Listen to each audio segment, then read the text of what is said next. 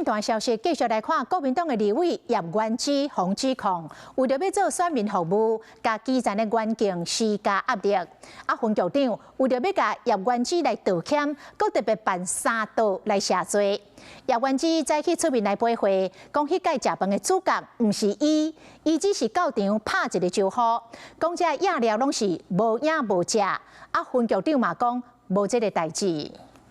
这绝对都是子虚乌有，把不同的事情全部凑在一起。国民党立委叶元之喊你出面替家己画冤枉，全部拢是因为伊洪指控对基层的环境施压。民意代表去找的这个警方你们动作要快一点啊，甚至传出来讲说去跟警政署施压。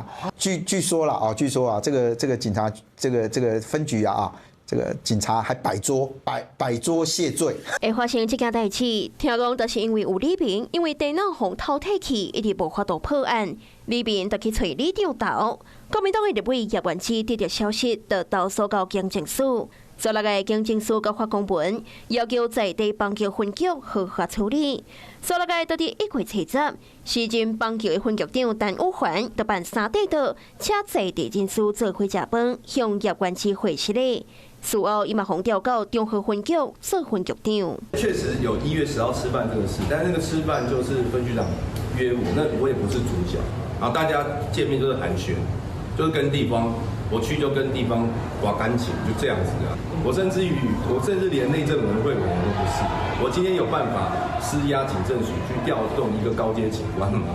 因为在现场呢，有些我们的警友还有里长跟业委员也非常交好所以我们特别邀请业委员到场我们席间气氛非常的愉快，并没有所谓和解一说。分局长也到3港出面陪会，虽然双方拢有解释要件，无施压这件代志。是讲棒球分局长陈武环伫食饭后过无几天，就互调到中和分局，这阵人事调动也搁再引起着讨论。